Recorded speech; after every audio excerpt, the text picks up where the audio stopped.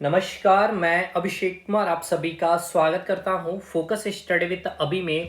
तो आप सभी को मेरा जय गुरु। तो जेपीएससी जेएसएससी के रिगार्डिंग एक महत्वपूर्ण अपडेट है और ये अपडेट इतनी इम्पॉर्टेंट है इसलिए मैं इसको कवर भी कर रहा हूं। अगर आपने न्यूज़पेपर नहीं देखा है अब तक और ये न्यूज़ क्या है तो आप देख पा रहे होंगे, जो जेपीएससी के जो चेयरमैन रहे एल खयांगते साहब, इनकी भी संलिप्तता पाई गई है अब ओएमआर सीट के हेराफेरी में। आप हिंदुस्तान न्यूज़पेपर के हेडलाइन में ही आपको ये फ्रंट में ही ये न्यूज़ आपको देखने को मिलेगा।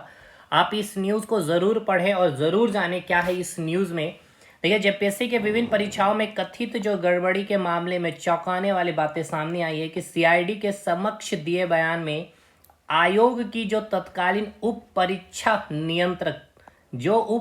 नियंत्रक श्वेता गुप्ता है, उन्होंने सीआईडी को बताया कि उसने तत्कालीन अध्यक्ष एल खयांगते के दबाव में रिजल्ट बनाया गया था। यानी कि ये नहीं कह रहे थे, क्योंकि देखिए जो उप परीक्षा नियंत्रक जो श्वेता गुप्ता थी ना, तो ये पीटी में और ना ही मेंस में थी, इसलिए ये रिजल्ट पब्लिश करने के पक्ष में नहीं थे। लेकिन बाय प्रेशर इन्होंने कहा है कि एल खयांगते के दबाव में रिजल्ट बनाया गया है। उसने यह भी बताया कि ओएमआर सीट और लिखित परीक्षा में हेराफेरी में खयांगते की भी शामिल थे। समझ सकते हैं आप, यहाँ साफ साफ लिखा गया है कि ओएमआर सीट और लिखित परीक्षा में हेराफेरी में खयांगते शामिल थे।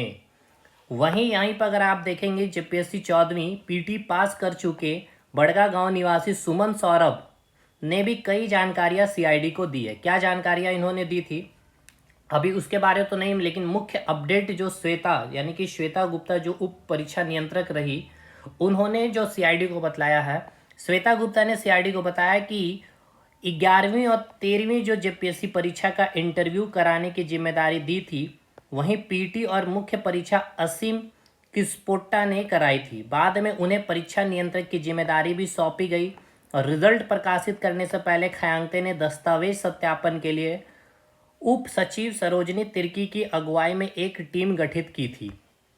श्वेता गुप्ता के अनुसार उनकी और सरोजनी तिर्की की देखरेख में ही 11वीं और 13वीं जेपीएससी का परिणाम जारी किया गया था। श्वेता गुप्ता ने बताया कि वह परिणाम प्रकाशित नहीं करना चाहती थी क्योंकि वे पीटी और मुख्य परीक्षा की प्रक्रिया में शामिल नहीं थे, लेकिन अध्यक्ष के दबाव में आप यहाँ पे देख सकते हैं। और इंटरव्यू के अंक को भी, इंटरव्यू तक की चीज़ें यहाँ पर बताई गई है कि अंक को जोड़कर परिणाम तैयार किया गया था।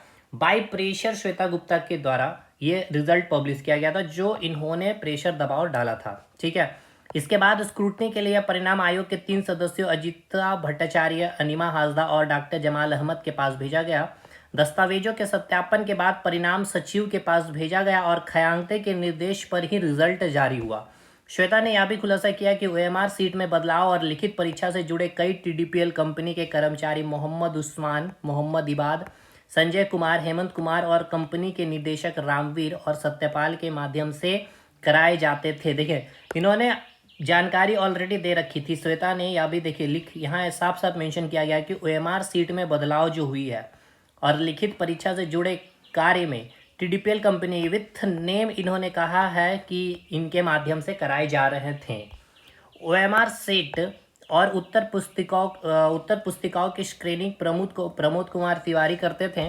बाकी की न्यूज़ जो है नेक्स्ट पेज में दी गई थी, लेकिन यह मुख्य आरोप आप देख सकते हैं, पेपर लीक की जानकारी अध्यक्ष को देने का दावा। यानी कि जो पेपर लीक हुई है उसकी जानकारी पूरी की पूरी जो अध्यक्ष थे उनको दी गई थी। बट अभी इस न्यूज़ के बाद भी अगर आप देखेंगे पेज नंबर 6 में, तो विथ व्हाट्सअप भी ये जानकारी इनको प्रोवाइड की गई थी, बट इन्होंने नज़रअंदाज किया और रिजल्ट को पब्लिश कराया। सीआईडी ने जब पूछा कि रामवीर सिंह द्वारा प्रश्न पत्र लीक कराने के दबाव की जानकारी मिलने पर उन्होंने क्या किया, तो श्वेता ने बताया कि तत्काल खयांगते को जानकारी दे दी थी टीडीपीएल कंपनी के इम्पैनलमेंट को लेकर। उन्होंने कहा कि यह निर्णय भी अध्यक्ष के आदेश पर लिया गया था। सीसीटीवी फुटेज की लाइव मॉनिटरिंग अध्यक्ष स्वयं अपने मोबाइल से करते थे। समझ में आ रहा? तो खैर अब देखिए, जो भी हो, एक तो यह मुख्य जो यहाँ पर व्यक्ति का नाम आया है, क्योंकि और इनको आना भी था, क्योंकि जिस प्रकार से इनका रिजिग्नेशन दिया जाना, यहाँ पे साफ साफ चीज़ें सामने आ रही थी कि कहीं ना कहीं इनका भी हस्तक्षेप है इन सारी चीज़ों पे। खैर ये तो बाकी अभी इसमें जो भी चीज़ें हैं, अभी आगे का विषय होगा उस पर जानकारी हम लोग लेते रहेंगे ही। और दूसरा एक महत्वपूर्ण अपडेट है जो जेपीएससी जेएसएससी जो रिफॉर्म मंच है आपका, जो जयपाल सिंह मुंडा स्टेडियम में आपने देखा है और आप देख भी रहे होंगे, कई लोग वहाँ प्रेजेंट भी हैं और बहुत संख्या में स्टूडेंट वहाँ पहुँच भी रहे हैं। तो अब आपका ये जो है फाइनल, अब आप बिल्कुल एकदम फाइनल मोड में, और आज देखते हैं क्या वार्ता में चीज़ें सामने आती है और निष्पक्ष यहाँ पर अगर जांच की जाती है। एक तो जो यहाँ पर सीबीआई जांच की जो मांग की जा रही है, अगर सीबीआई जांच की अगर अनुमति मिल गई तो मतलब एक बहुत बड़े लेवल पे जो झारखंड स्टेट में जेपीएससी और जेएसएससी जो स्कैम चल रहा, आपको देखने को मिलेगा कि कौन कौन लोग इसमें संलिप्त थे और हैं।